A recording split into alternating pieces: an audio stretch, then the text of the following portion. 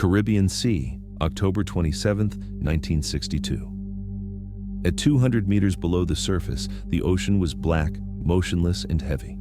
The water devoured everything: light, sound, time. In that crushing silence, a Soviet vessel slid slowly through the warm currents, invisible to the world above. The submarine B-59 had been hidden beneath the Caribbean for 5 days. Inside, the heat surpassed 40 degrees. The air was thick, saturated with carbon dioxide, and sweat dripped down the metal walls as if the ship were breathing. The men slept on the floor, half naked, taking turns to approach the fans that barely worked. The electric reactors had been shut down to avoid detection. The generators were almost spent. The batteries were at their limit. There had been no communication with Moscow for more than a week. No one knew whether the war had begun. Commander Valentin Savitsky moved among the shadows of the control compartment, tense, silent. In front of him, his second-in-command, Vasily Alexandrovich Arkhipov, watched the sonar indicators. Each pulse returned a different echo: enemy ships, destroyers, propellers. Above their heads, the United States Navy was hunting them. Suddenly, the submarine shuddered. A distant roar rolled along the hull, followed by a deep vibration, then another and another. Depth charges. The Americans did not know that this submarine carried a nuclear torpedo on board. The crew trembled. The metallic noise bounced through the compartments. Some men made the sign of the cross, others clenched their fists. The commander turned to his second-in-command. "The Americans are attacking us, Comrade Captain." Arkhipov did not take his eyes off the panel. His voice was low, almost a sigh. "Not yet." Silence returned, as dense as the water surrounding them. Only the dying hum of the ventilation system and the steady pulse of the sonar could be heard. No one knew it, but that day was the high point of the Cuban Missile Crisis. On the surface, Washington and Moscow exchanged threats. In the oceans, dozens of United States ships formed a ring to blockade the island. And in the deepest part of the sea, a single submarine, without contact with its country, had the power to destroy an entire fleet. The air inside B-59 was so thick that voices slowed down. Some sailors began to hallucinate from lack of oxygen. The lights flickered. Captain Savitsky paced back and forth, his face covered in sweat, while the sonar's echo sounded like an hourglass counting the seconds to catastrophe.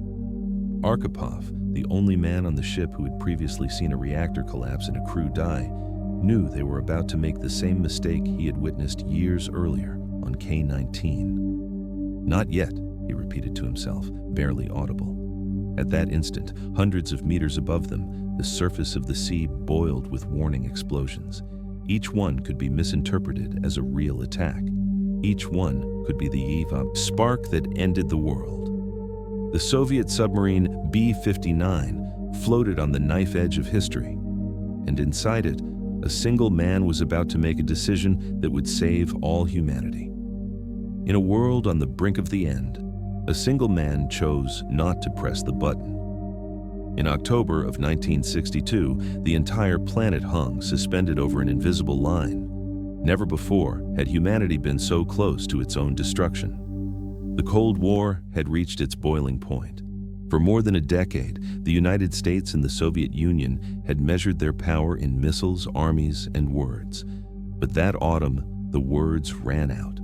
On both sides of the ocean, leaders found themselves trapped in a spiral of fear that none could stop. It all began with a balancing act. The United States had deployed Jupiter missiles in Turkey, only a few hundred kilometers from Soviet borders. They were medium-range nuclear weapons, capable of reaching Moscow in less than 15 minutes. For the Kremlin, it was an intolerable provocation. Nikita Khrushchev, determined to restore balance, responded in secret and kind. He ordered ballistic missiles installed in Cuba, only 150 kilometers from Florida's shores. It was a brilliant and suicidal move at once, an attempt to match forces by placing the threat directly before the enemy. On October 14th, an American U-2 spy plane photographed the launch silos under construction. The images were clear and devastating. President John F. Kennedy immediately convened his crisis cabinet. In less than 24 hours, the world found itself split between two options: surrender or burn. Kennedy chose a third, a naval blockade. The United States deployed a line of warships around the island, preventing any Soviet ship from entering. The White House called it a quarantine.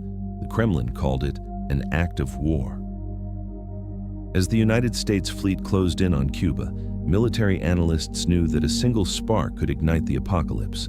A collision, a misread signal, a miscalculation. Any of those could unleash the nuclear war everyone feared. In Moscow, the response was immediate. The Northern Fleet received orders to send submarines to the Caribbean to escort Soviet freighters carrying supplies and protect them from the blockade. They were conventional submarines, but each carried a tactical nuclear bomb, a 10-kiloton torpedo, authorized for use if attacked. Among those submarines was B-59, commanded by Captain Valentin Savitsky, with Vasily Arkhipov as his second-in-command. Both set sail without knowing they were about to be trapped at the most dangerous point in modern history. The voyage began under simple orders: do not fire unless attacked. But thousands of kilometers away, the definition of attack was becoming more and more confused. Communication with Moscow would be cut off shortly after departure.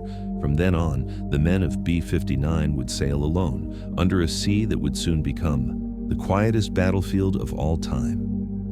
On the surface, leaders spoke of diplomacy. Under the sea, the fate of the world was being decided in silence.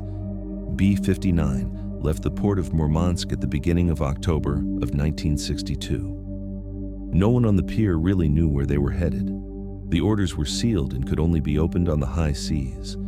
The crew, 75 men, believed they were heading to a routine exercise in the Atlantic. But once the submarine crossed the Arctic Circle, Captain Valentin Savitsky gathered his officers. He opened the envelope bearing the seal of the Soviet General Staff. Inside, there was a single instruction: defend the Cuban mission. If you are attacked, respond with a nuclear torpedo. Silence was immediate. Each man understood the weight of those words. They did not carry a simple weapon. They carried the end of the world. For the first few days, the sea was calm. The submarine advanced slowly south, submerged, keeping the radio off to avoid being located. But as they approached the Caribbean, conditions began to deteriorate. The temperatures inside the hull exceeded 45 degrees. The air became unbearable. Fresh water was scarce.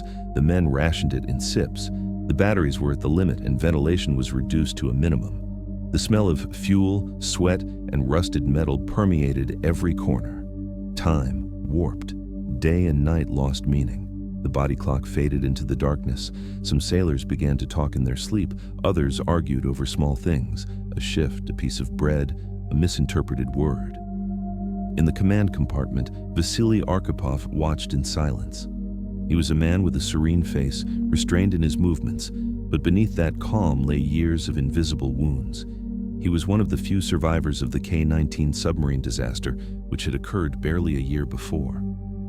In July of 1961, he had watched a faulty reactor release radiation inside the hull, and half his crew die between screams and silence. He had seen heroism confused with horror, and he had learned that at sea, human errors are not corrected. They are buried. That memory weighed on his shoulders as he watched his men struggle against heat and despair.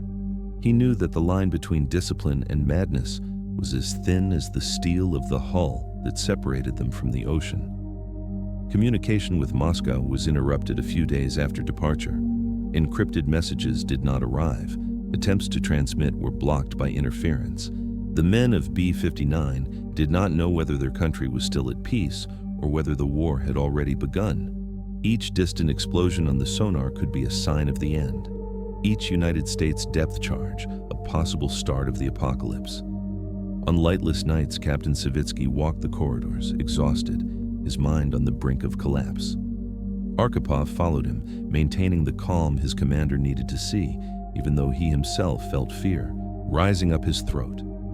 One night, in the nuclear torpedo compartment, Savitsky spoke without looking at him. "We will not survive if we fire," Arkhipov answered slowly, his voice hoarse. "And if we do not fire, perhaps we will not either." The sea around them was an invisible monster, the air inside the ship, another enemy, and the silence, a sentence. Each meter they descended took them a little further from the known world. Each passing hour brought them closer to the point where human reason had to confront the instinct for destruction. B-59 sank into the darkness of the Caribbean, and with it, all humanity hung by a thread. On October 24, 1962, the United States fleet had closed its ring around Cuba. On the surface, aircraft carriers and destroyers formed a barrier of steel and radar that stretched across the Caribbean. Beneath that invisible wall, 4 Soviet submarines tried to cross it. One of them was B-59. The heat inside the submarine had become unbearable. Humidity soaked the uniforms, electrical equipment failed, the batteries were on the verge of exhaustion. And then, the Americans found it. The destroyer USS Beale, followed by USS Coney and USS Nicholson, detected a rhythmic sound on passive sonar, a metallic, regular, deep beat, the sound of Soviet propellers. The operators listened carefully and confirmed the acoustic signature. They had located an enemy submarine. The American ships activated the identification protocol. They could not destroy it. The order was not to open fire, but they had to force it to surface. They began to launch warning depth charges, explosives calibrated to detonate near the target without damaging it. From the surface, they seemed like simple bursts in the water. From inside B-59, they were earthquakes. The hull trembled with each detonation. The lights flickered. The men clung to tubes and consoles, their ears ringing from the pressure. The air became denser, hotter. Some shouted orders, others prayed. External communications were cut. The radio received no response. No one on the submarine knew whether Moscow still stood or whether the world had already been devastated. The Americans, they believed, had begun the war. Captain Valentin Savitsky paced the control room like a cornered animal. He had gone hours without sleep, his face covered in sweat, his eyes sunken. Each explosion was one more confirmation that his mission had ended. He slammed the panel with his fist. "They are attacking us," he shouted. "We are going to die, but we will set them ablaze first." The words fell like a sentence. The order was given. Prepare the T-5 nuclear torpedo. The projectile was nearly 8 meters long and weighed 2 tons. Its warhead had an estimated yield of 10 kilotons, similar to the bomb that had destroyed Hiroshima. A single shot could vaporize an entire fleet of destroyers, and with it, ignite the chain that would end the world. The officers began the sequence. The safety covers were removed. Technicians adjusted the gyroscopes. Tube number 1 was slowly pressurized. The sound of the mechanism filled the room like a clock counting the seconds to the end. Arkhipov watched in silence. Savitsky's face was undone, his gaze lost between fury and fear. The crew breathed raggedly. Some were shaking. The temperature had exceeded 45 degrees.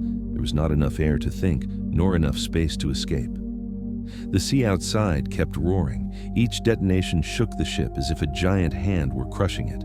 The auxiliary reactor was beginning to fail. Electrical systems threatened to shut down. B-59 was now a steel sarcophagus suspended at 200 meters depth, about to release a bomb that would set the sky on fire. Savitsky closed his eyes, took a deep breath, and looked at Arkhipov. "Prepare for launch." At that instant, the fate of the world was reduced to the decision of a single man. Inside B-59, the air was no longer air.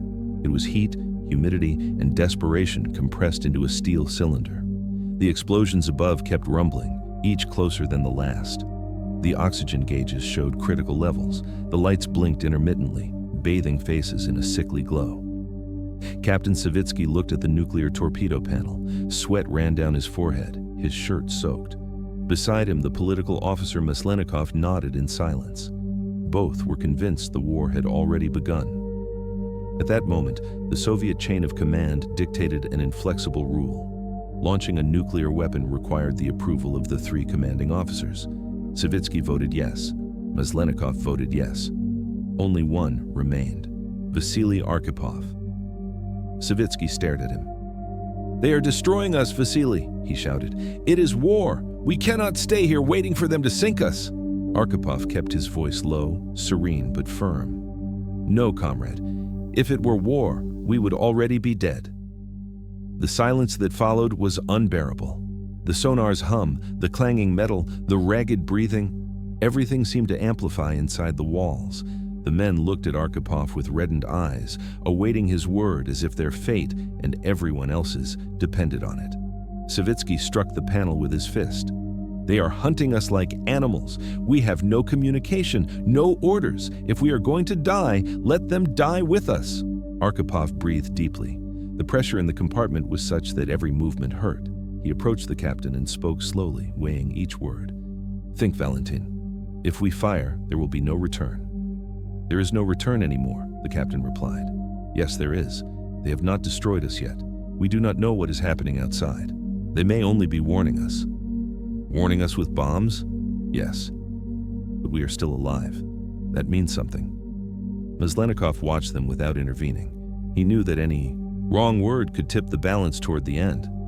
Arkhipov continued, "I have seen men die from miscalculations, from acting before understanding. If we fire, there will be no mistake to correct. Only silence." Savitsky ran his hand over his face. The heat made him dizzy. He looked at his second-in-command and saw in his eyes the same firmness with which, a year earlier, Arkhipov had kept calm on K-19 while the reactor burned. That calm was now the only thing holding him up. For minutes, no one spoke. Only the metallic groan of the hull resisting the pressure, the sound of valves and the distant detonations. 1 minute, 2, 5. Time turned liquid, like the air that was suffocating them.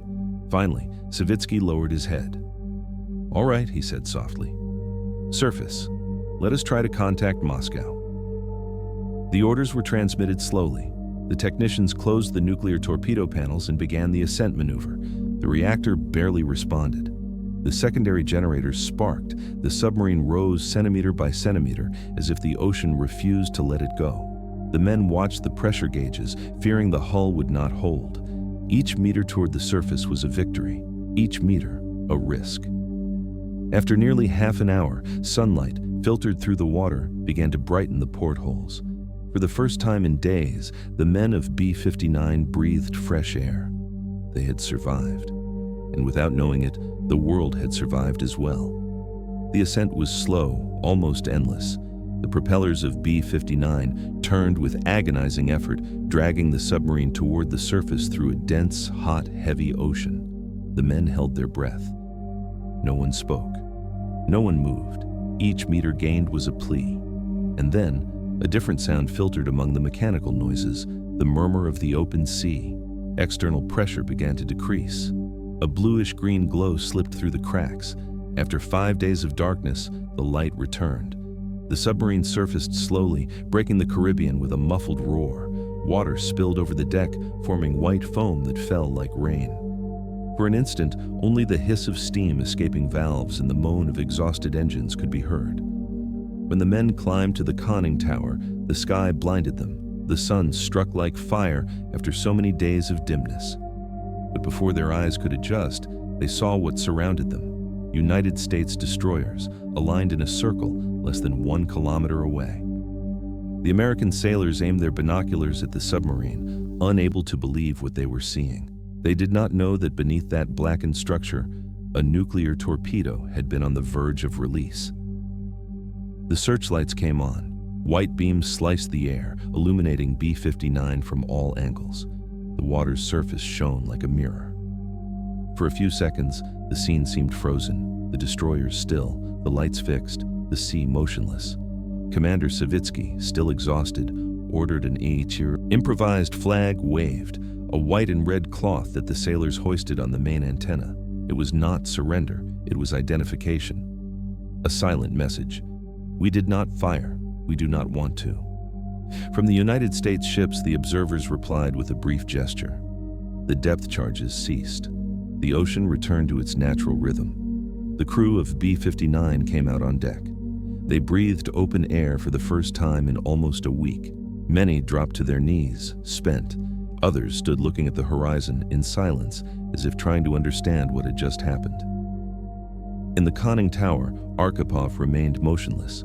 The wind struck his face, salty and hot.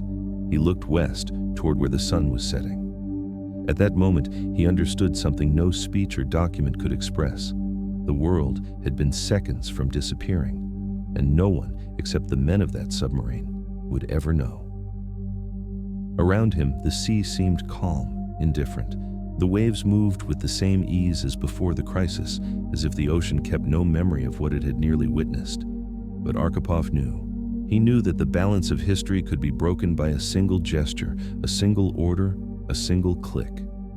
On a sea without witnesses, a single man stopped the end of the world. While B-59 floated exhausted on the Caribbean surface, the world kept holding its breath.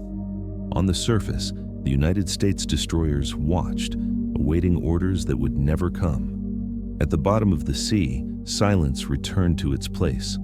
Thousands of kilometers away, in Washington, President John F. Kennedy was in the White House Situation Room. The reports were confusing, fragmented. United States radars had detected submarine movements south of Cuba. Warning depth charges had been dropped.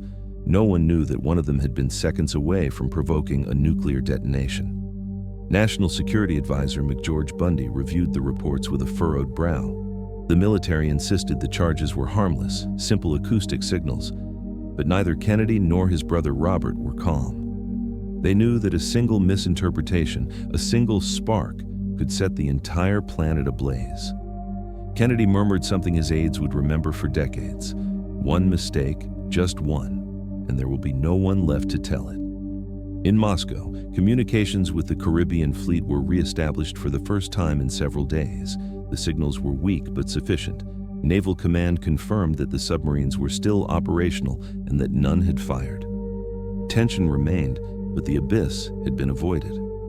In those same days, the diplomatic channels between Washington and Moscow worked at the limit. Both governments sought a way out that did not imply humiliation or war. The Americans offered to remove their missiles from Turkey in secret if the Soviets removed theirs from Cuba. Khrushchev, pressured by the risk of open conflict, accepted. On October 28th, just 2 days after B-59 surfaced, the crisis officially ended. Soviet ships turned back. The missiles were dismantled. The naval blockade was lifted. The entire planet breathed a sigh of relief. Newspaper headlines proclaimed, "Peace in the Caribbean, historic agreement, war has been avoided." In the streets, people smiled again, unaware that this peace depended on a decision made by a man no one knew, in a place no one watched. Neither Kennedy in the White House nor Khrushchev in the Kremlin knew then how close they had come to disaster.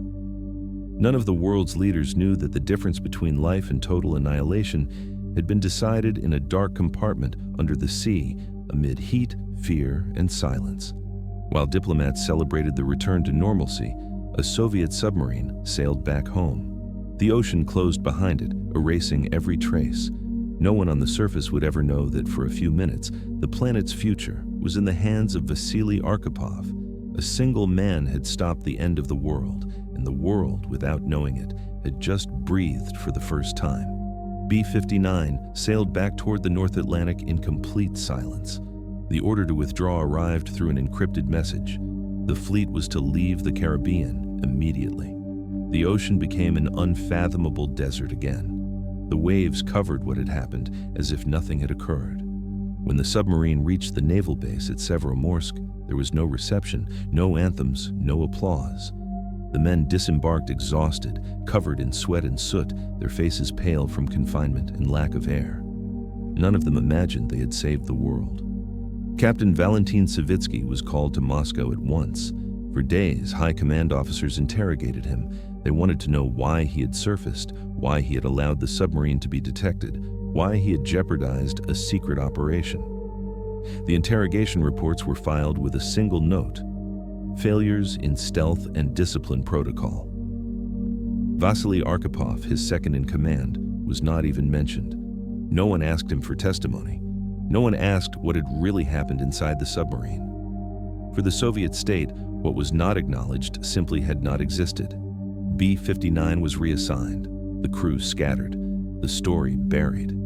In the newspapers, the news celebrated the diplomatic maturity of the leaders, the political skill of Khrushchev and Kennedy, the peace both had preserved. Official speeches attributed the world's stability to the firmness of governments, the power of socialism, and the balance of capitalism. But no one spoke of the men who spent 5 days trapped under the sea, with air running out and madness on the verge of breaking loose. No one mentioned the officer who, at the decisive moment, had said no. For 40 years, the B-59 incident remained classified. Not even within the Soviet Navy were the details known. The documents were filed under the RE category, Maneuvers in Foreign Waters. Arkipov's name disappeared from public records. Meanwhile, the world went on. New weapons, new conflicts, new generations who grew up without knowing how close humanity had come to extinction. Nuclear submarines continued to sail, missiles kept pointing at the skies, and the ocean's silence preserved the secret. Humanity survived that day, but no one knew it. Years passed, the world changed, empires transformed, and the Cold War ended without an explosion. The Soviet Union ceased to exist, and with it, dissolved millions of secrets kept in silence for decades. Among those secrets slept one that had held up the entire planet. In the year 2002, the Soviet Navy's archives were partially opened. Among the declassified documents were reports of operations in the Caribbean, interrogation notes, and technical records of the submarine B-59. Nothing seemed extraordinary until a group of Russian historians found a terse note written in faded ink. The nuclear launch was not carried out by decision of the second commander, V. Arkhipov. That name, almost forgotten, became a revelation. Testimonies from former officers confirmed the story. Vasily Arkhipov had been the only one of the three commanding officers to refuse authorization to fire the nuclear torpedo on October 27, 1962. A single vote, a single instant of doubt had changed the course of history. Investigations multiplied. Journalists, retired military men, and historians reconstructed the events from letters, diaries, and memoirs. The account was clear. If Arkhipov had not been aboard B-59, the decision would have fallen only to Captain Savitsky and political officer Maslenikov. Both would have voted in favor of launch. The torpedo would have destroyed the United States destroyers, and the United States would have responded with nuclear weapons. Within hours, the planet would have been reduced to ashes. Western analysts were blunt. One of them wrote, "If he had not been there, the world would not exist as we know it." In Russia, recognition came late, but it came. Arkhipov was decorated posthumously. His name began to appear in museums, documentaries, and books. In the West, he was mentioned alongside the great heroes of nuclear restraint, men who, amid obedience and madness, chose to think. But Arkhipov never knew the world would call him a hero. He died in 1998, unaware that he had saved billions of people who would never know his face. History, at last, had found him. The 20th century was sustained for a few minutes, and it was the pulse of a single man that decided it would keep beating. The Caribbean Sea is still there, as dark as that night. The waves cover the place where, 60 years ago, the world held its breath. At 200 meters depth, amid heat, noise, and fear, a man chose not to destroy what he could not create. Again, Vasily Arkhipov did not fire. And because of that refusal, everything we know, the story, the cities, the oceans, life itself, continued to exist. Beneath his silent decision lies the bitterest reminder of the 20th century, that humanity had reached a point at which its own extinction was, for the first time, technically possible. The U-2 in the sky, the missiles in the silos, the submarines in the ocean, the satellites watching from space. Each of those machines was a promise and a warning. Human ingenuity could see everything, destroy everything, and, if it was lucky, understand it afterward. Arkhipov understood before anyone what that power meant. He grasped that obedience could end the species, that bravery did not always consist in attacking, and that sometimes the hardest thing was to say no. The Soviets had sent men with orders to destroy, but one of them remembered that we were still human. The ocean kept no record of his decision. There were no witnesses, no cameras, no medals. Only the echo of a heart that chose to wait a few seconds more. Enough for the earth to keep turning. In the Cold War, it was not force that saved the world. It was doubt.